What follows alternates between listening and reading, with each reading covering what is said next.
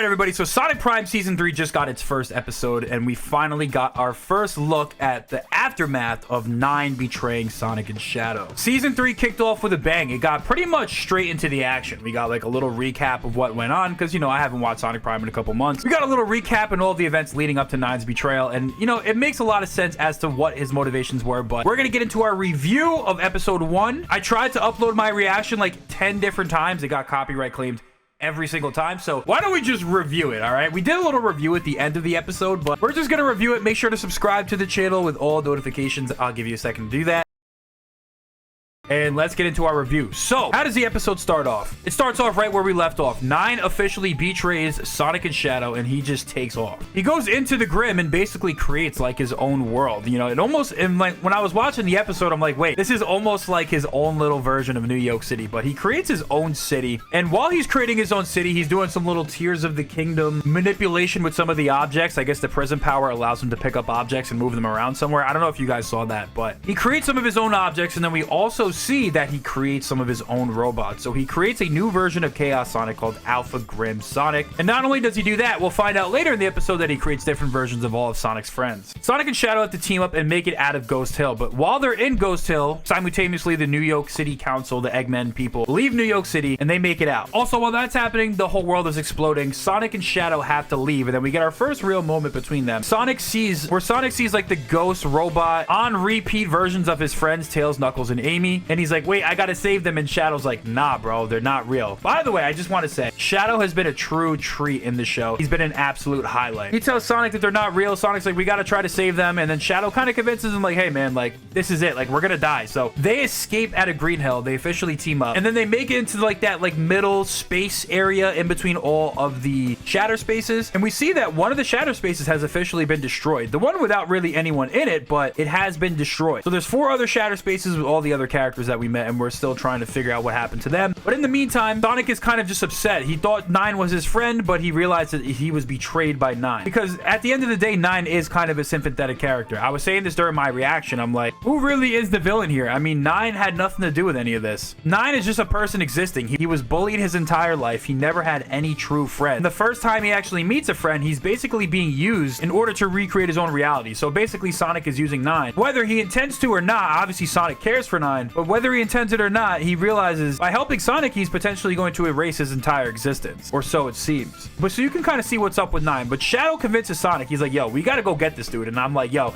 we need Shadow to find Nine and beat the living shit out of him. No, I'm just kidding. But Nine's clearly a problem, and Nine needs to be stopped. Sonic and Shadow then make their way into the Grim, and they're first greeted by Nine. So we get right into the action. I was assuming there would be a little bit more plot buildup or something, but they just go straight for Nine. It's kind of like in Breath of the Wild, where you go straight for Ganon without completing any of the Divine Beasts. They just go right in, and rightfully so. It looks like they're putting up a good fight. So Nine explains to Sonic that he has new friends. He whips out the new versions of Chaos, Sonic, Amy, Rouge, Knuckles, and the Bird. No Big the Cat, though. And Sonic and Shadow start fighting. First of all, that was a pretty good fight scene. Like, Sonic and Shadow completely destroyed Alpha Grim Sonic. But then all the other ones come, and they're putting up a fight. Shadow's telling Sonic he's got to go for the prism. Sonic runs up trying to get it. He gets beat by Nine, which is kind of annoying because it's like, there's also a lot of these moments throughout the show where like, all right, this is supposed to be Game Sonic. Why is he getting beaten by an alt skin version of Tails? Like, I don't understand this. A lot of people don't really get it either. Why does he act childish and this and that? That's neither here nor there. It's not the best characterization of Sonic. It's not my personal favorite, but we do see some flashes where he kind of seems like Game Sonic. One of the best examples is right before Sonic and Shadow start fighting him. Sonic's like, nah, we got to try to reason with Nine. Shadow's like, nah, we got to take him out. And Sonic's like, if we don't reason with him, we're taking him out. I was like, yo, that got me really hyped. Again, just seeing the dynamic between Sonic and Shadow working together and teaming up. This is something that we wanted for a very long time. If you're an adventure fan, this is something you've been waiting for since you were a kid.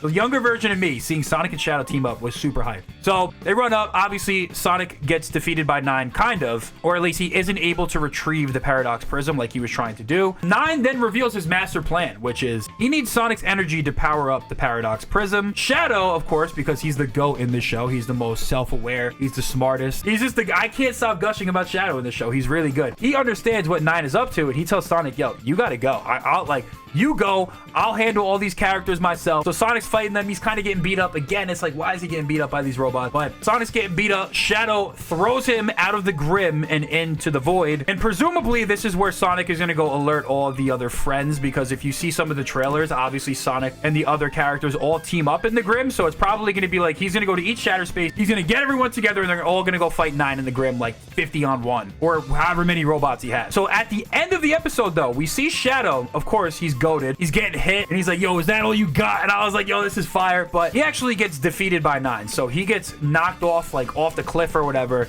And there's a little bit of a cliffhanger. I guess it's the perfect way to introduce the new season. They've been kind of doing this a little bit, dropping the first episode prior to the actual season coming out. It was actually a really good cliffhanger because Shadow technically gets defeated or knocked off a cliff into some type of void area. Maybe he'll get that Chaos Emerald that he lost in the second season. I still want to know what happens with that, because if the Chaos Emeralds end up playing a part in the show, we see Super Sonic, I think I'll scream and cry and freak out. I don't know if we're going to see that. So we got left off with a really good cliffhanger. And again, the action of the show is really good. The animation's really fluid. The plot has finally like reached a point where it's extremely interesting. Like in the beginning of the show, like the first season, a lot of filler content, a lot of like episode to episode stuff, just introducing the new characters. But now we're seeing a lot of cool parallels with these characters. We're seeing 9 as like a sympathetic villain. And almost to me, 9 seems like a parallel of Eggman in a way, because there's a scene where Sonic is like, 9, are you just going to sit here and like create a world with all your robots and be alone? And that kind of made me think, I'm like, wait, is he like a parallel to Eggman or something like that? But who would have thought after all this time, it wasn't the Chaos Council that was going to be the final villain. It was actually going to be an alt reskin of Tails, but also at the same time, a very interesting and compelling character. Like out of all the characters in the show, say what you want about the characterization of Sonic. It's childish, it's this, it's that. 9 is a really good character. Like I genuinely think there's a lot to like about him, and it's going to be interesting to see how this plays out and how this concludes. It also was interesting to see that 9 also has this internal struggle. You can tell that like he might want to do good, but Shadow points out to him, he's like, yo, are you doing this for power? And Sonic's like, no, he's just doing it to save himself, which is also true. But 9's like, yes, I'm doing this for power. And maybe what he wants is the power to be in control of his own destiny. If he helps Sonic, he dies forever. If he loses to Sonic, he also dies forever. So what does he really have to lose? Is it really for power though? I don't know. That's a good question. You see a lot of good character development with all the characters. Sonic is the one character who is typically supposed to be static, but obviously in the show is going to go through that kind of development. And we're kind of seeing that as well. For example, we saw Sonic actually agree with Shadow. He's like, all right, if I can't reason with him, like we're taking him out. And that was one thing I really like to see out of it,